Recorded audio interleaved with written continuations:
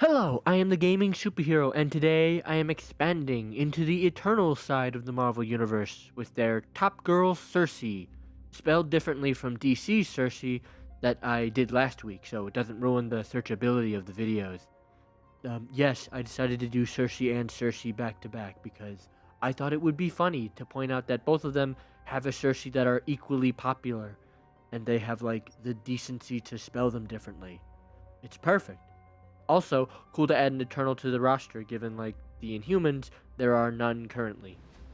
The two Marvel teams screwed by, like, one bad adaptation and thrown into the incinerator. This video was requested by DJ CMO420 in his massive list that I live my life by, allowing me to do what I want. But remember, your requests for future characters is appreciated. Now, on to the shoutouts. This one went much better than last week. Last Sersi, which I was kind of surprised by. I was expecting nobody to guess, thinking there was no way I would do back-to-back Cersis, but I was wrong. We are now tied for Cersi guesses.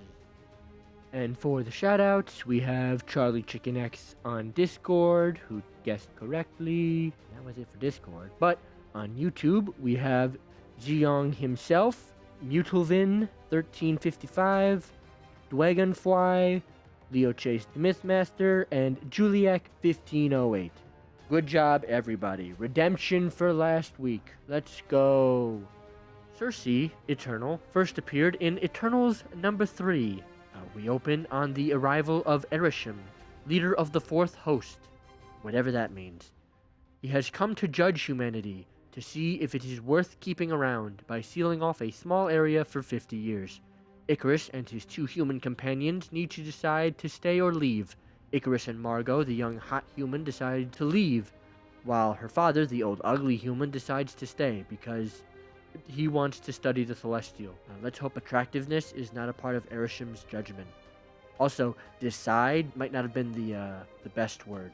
Icarus chooses to leave with Margot, and the archaeologist's dad just so happened to agree. To help get her out, Icarus shoots her with his sleep beams, I guess, and flies them both out in a plane. That's not the first thing I think of when someone shoots lasers from their eyes, but who am I to judge? We then cut to Under the Sea, where the Deviants talk and play, deciding the fate of one of their own, deciding to let him go, and try to kill the Celestials. As he goes to start his JRPG adventure, we cut back to Icarus, who has some fun showing off in front of Margot flying around in the sky when he is shot by a flying devil car, driven by the Deviants. Icarus then teleports into space to escape them and travel to New York. On the west side, where the woman of the hour lives, Sersi, she is currently dancing it up. Sersi is basically just left to babysit a grown woman, while Icarus goes to face the Deviants as they light warehouses on fire and pretend to be the devil to scare the humans into fighting the Celestials. And that is where the story ends.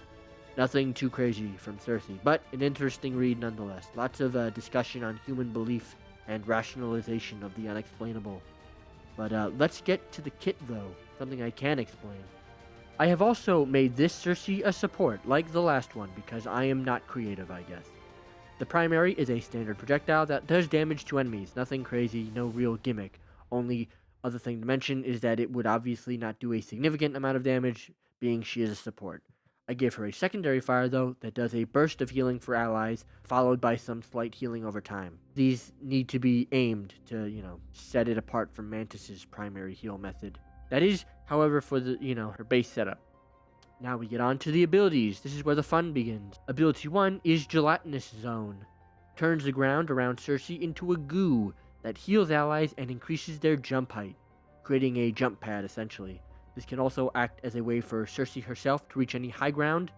Doesn't do anything to enemies that interact with it, although I guess it could, if it's a goo, it could slow enemies.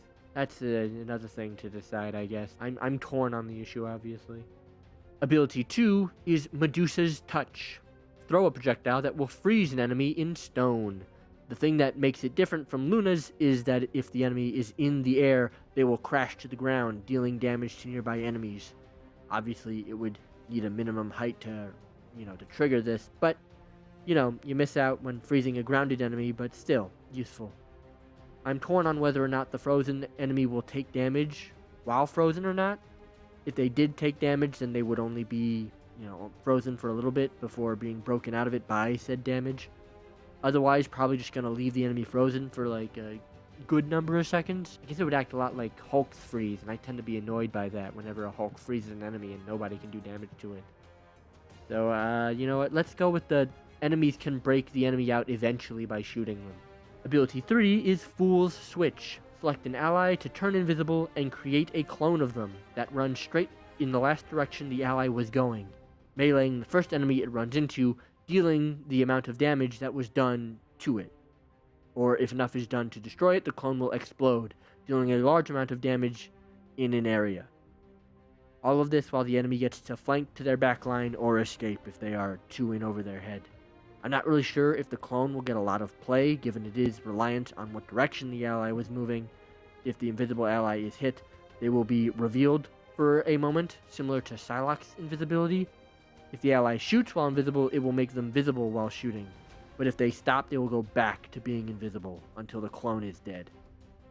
This was to avoid enemies totally ruining the ability, similar to Cloak's ability, where if he tries to capture them in his invincibility zone, if they shoot, then they're just out of it for the rest of the duration. This is to avoid that. Now, if they are just happen to be shooting when you activate this ability on them, they can just realize it and stop to go invisible, instead of just being unable to do that now because they weren't made aware that they were being cloned. The ultimate is Full Gold. Sersi stands still, turning an ever-growing area of the ground into gold, dealing massive healing and slowing enemies before turning them to solid gold for the duration of the ult. These enemies can be attacked and killed. This area, at the max, can get really big. The biggest area of effect of any ability. It also grows up walls to affect high ground and basically just take over the whole map essentially. Sersi can't do anything else without canceling the ult, so you have to pick a good place to start the ult knowing it will go around corners. The only real inspiration from the movie that I put into her kit. I thought it would be cool, a unique ult for a support. This does technically fall into a big circle of healing, but the growing and becoming immobile element of the ult helped to make it stand out, I feel. But I guess I'll let you guys decide on that one. But that is how I would add an Eternal to Marvel Rivals, showing a major difference between the DC and Marvel version of this mythical character. This was fun and oddly enough much easier to figure out than Sersi with a C. Sersi with an S has a very firm focus on changing materials between each other, closer to the Midas touch than turning people into animals, leading to pretty much every ability figuring itself out to a certain extent. The only exception being the cloning ability, which is still within Sersi's abilities, just not ones focused on in the Eternals movie. The Eternals are interesting as a sort of ancient aliens meets superheroes. It's another Marvel team I hope gets some representation at some point in the game, given, they can be interesting and have some fans after the movie. Wasn't my favorite, but, it wasn't terrible either. Not bad enough to be sent into the Shadow Realm with the Inhumans, never to be seen again. But what do you think? Do you never want to see the Eternals again in anything? If you do want to see them again, which Eternal would you like to see added to the game? What do you think of this kit? Do you like it? Join the Discord for all kinds of fun things like polls and game nights, where you can request characters on there. I have a whole channel for that. Early teases for future characters, and discussion of the game with fellow fans. We just had a very lively discussion about the whole Deadpool reveal recently on Wednesday, so that was fun. Hope you enjoyed, and you're welcome for actually tying in with the Christopher Nolan movie. Surely it's close enough now.